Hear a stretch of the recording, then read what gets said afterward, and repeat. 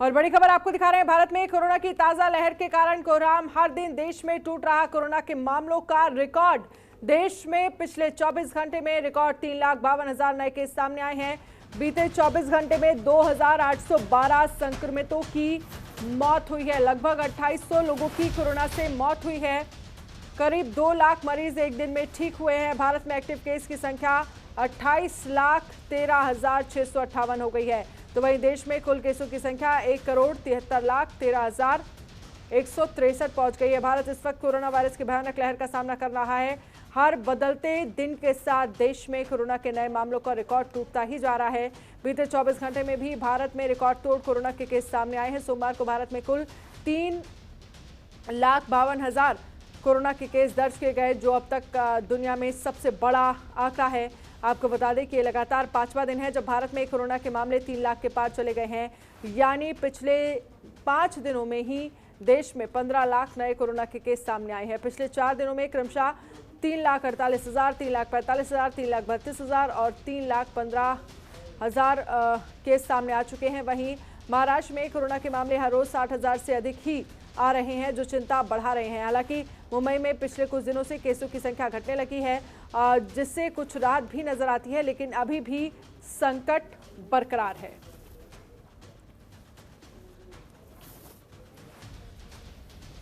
और इस खबर पर ज्यादा जानकारी के लिए ममता चतुर्वेदी हमारे साथ दिल्ली से लाइव जुड़ गई हैं। ममता, एक बार फिर से कोरोना ने अपने सारे पिछले रिकॉर्ड तोड़ दिए हैं, लगातार आंकड़ा बढ़ रहा है, क्या कुछ जानकारी आपके पास?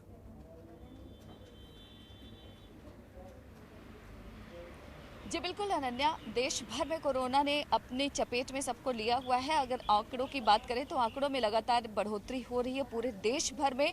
अगर पिछले 24 घंटे की बात करें तो 3.5 लाख से ज़्यादा के मामले अभी तक देखने को आए हैं। और इसके अलावा अगर देश भर के तमाम राज्यों की चर्चा करें तो कोरोना संक्रमण सबसे ज़्यादा महाराष्ट्र में फैला हुआ है। लगातार वहां से भी अस्पतालों में तमाम समस्याओं को लेकर खबर आ रही है, ऑक्सीजन को लेकर समस्या है। हालांकि वैक्सीन को लेकर महाराष्ट्र सरकार की जो शिकायत थी वो कम से कम आज थोड़ी बहुत दूर हुई है। वहां पर 5,000 से अधिक डोज पहुंच चुका है महाराष्ट्र में। इसके अलावा अगर उत्तर प्रदेश की बात करें तो वहाँ पर भी संक्रमण बहुत ज़्यादा है, लोग परेशान हैं। और दिल्ली का आलम है कि दिल्ली में भी लगातार जिस तरीके से पहले रोज़ 25,000 26,000 मामले आ रहे थे, हालांकि अभी भी कुछ आंकड़े वैसे ही हैं, लेकिन दिल्ली के अगर अस्पतालों की बात करें तो स्थिति बेहद नाजुक है। लोग अभी भी परेशान हैं। दिल्ली के अस्पतालों में अभी भी ऑक्सीजन की कमी साफ तौर पर देखी जा रही है। लोग बहुत ज़्यादा परेशान हैं, यानी कि संक्रमण बहुत तेजी के साथ फैला हुआ है।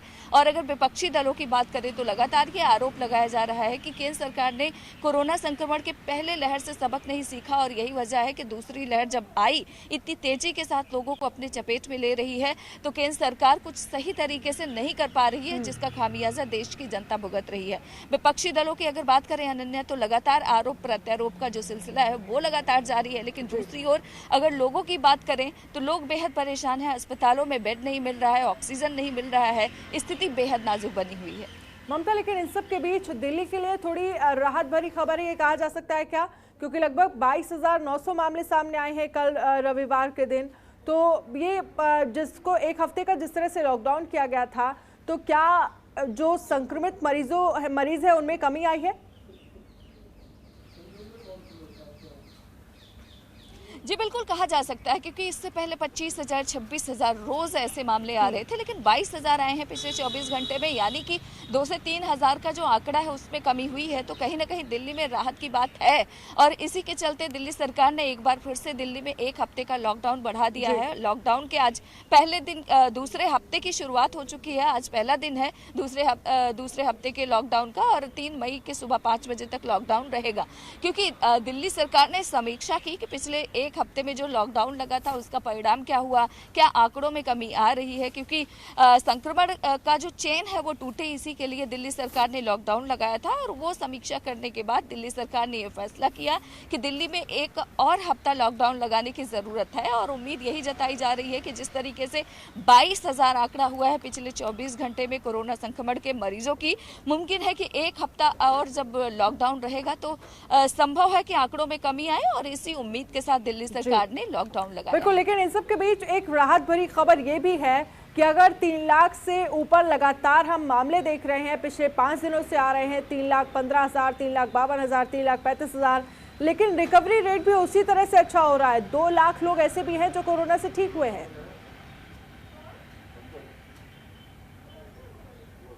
जी बिल्कुल, जिस तरीके से आंकड़े बढ़ रहे हैं, संक्रमण के केसेस बढ़ रहे हैं, रिकवरी रेट भी बहुत अच्छी है।